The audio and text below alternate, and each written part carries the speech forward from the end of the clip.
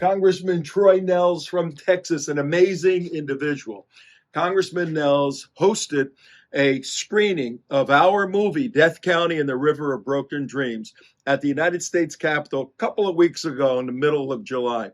An amazing individual with the courage to bring that movie out, an expose on the Biden Mayorkas planned border disaster. Well, this past week, Congressman Nehls, in a beautiful judo move, takes one of the paragons of the left, one of the saints of the left, and jams him down the throat of the open border policy Democrats. You got to see this. Don't miss it.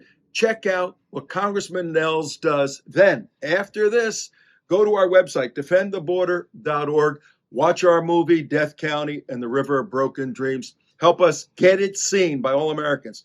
Congressman Nehls wanted to do that. We need your help to do that. The gentleman from Texas is recognized for 5 minutes. Thank you, Chairman. Mr. Mayorkas, members of this committee, please turn your attention to the video screens. All Americans, not only in the states most heavily affected, but in every place in this country, are rightly disturbed by the large numbers of illegal aliens entering our country. The jobs they hold might otherwise be held by citizens or legal immigrants.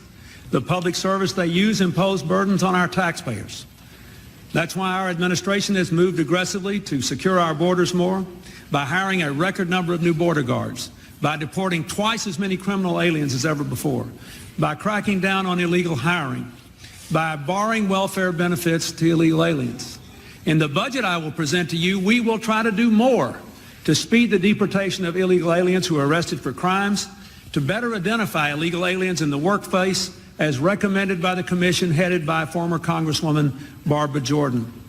We are a nation of immigrants, but we are also a nation of laws. It is wrong and ultimately self-defeating for a nation of immigrants to permit the kind of abuse of our immigration laws we have seen in recent years, and we must do more to stop it.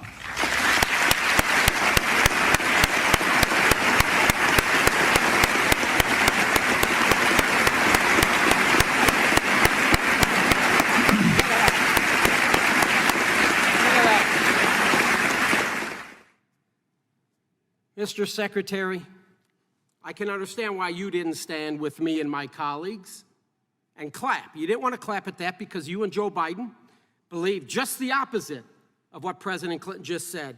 You believe in open borders and complete chaos. Did you notice the bipartisan support in the chamber? As the video was played, everybody was clapping in that chamber. If I were in Congress in 1995, I would have also stood. Because I wasn't, I stand here today. Other than President Donald J. Trump, the greatest president in my lifetime with the most safest and secure border, I believe President Clinton understood just how important border security is to our nation. But boy, oh boy, have times changed. 28 years later, the left has gone off the rails. They've gone completely nuts. They've done just the opposite of what the leader of the Democrat Party, President Clinton, stood for on border security in 1995. This committee's ranking member, he was in Congress in 1995. I assume he stood. It seemed like the majority, if not all of the entire chamber, they stood. Matter of fact, Mr. Clinton delivered his speech in the third year of his first term. And he was reelected in 1996. He beat Bob Dole, won by over 8 million votes, won the Electoral College 379 to 159. He had the support of the American people, and I'm going to assume the ranking member also voted for Bill Clinton in 1996. We have two other members, Ms. Jackson and Ms. Lofgren. They were both freshmen at the time. I will assume they stood during that powerful speech as well. And do you know why they supported and voted?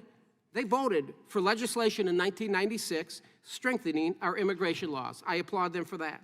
So what's changed, folks? What's changed with the Democrat Party? I'll tell you what's changed. If you wouldn't have heard President Clinton's voice or seen his face, you would have thought Donald Trump delivered that speech. I don't believe that President Clinton was called a racist, a white supremacist who hated immigrants, as the left and the dishonest media has painted Donald J. Trump to be. Mr. Mayorkas, there's a reason why you and Joe Biden have allowed 5.5 million people to cross our southern border. This is about votes and elections. I have a report from the Heritage Foundation titled, Tracking Movement of Illegal Aliens from NGOs to Interior of the USA. Why do you think NGOs have moved illegal immigrants to 431 of the 435 congressional districts? The truth is, hear me, it's because the Democrats' progressive policies are not acceptable to Americans. Heritage obtained a sampling of approximately 30,000 cell phones that were tracked to NGOs along border states. They tracked approximately 22,000 devices at 20 NGO locations in January 2022. The same devices were later traced to 431 separate U.S. congressional districts, and of the 52 with the highest rate of tracked devices, 71 of them were Republican congressional districts. The report revealed that it's not a coincidence, folks. The flood of illegal immigrants means a continual rise in surplus laborers. That surplus drives down the wages of existing middle-class and lower-class job holders until they leave the job forces, and then they're forced to go on welfare with the hopes that they will become loyal supporters of the Democrats. That's what this is all about. If this isn't about votes, one-party rule, keeping the Democrats in power, I make this suggestion. If you put the American people first, you should refer back to Trump's border policies, but you won't because you hate him. You despise the man. So give Bill Clinton a call, and then he can help you with the border crisis. As President Clinton stated, we are a nation of immigrants, but we are also a nation of laws. You, sir, have betrayed constitutional order, neglected your duty, and violated the trust of the American people. And as a nation of laws, I look forward to your impeachment. That I yield back.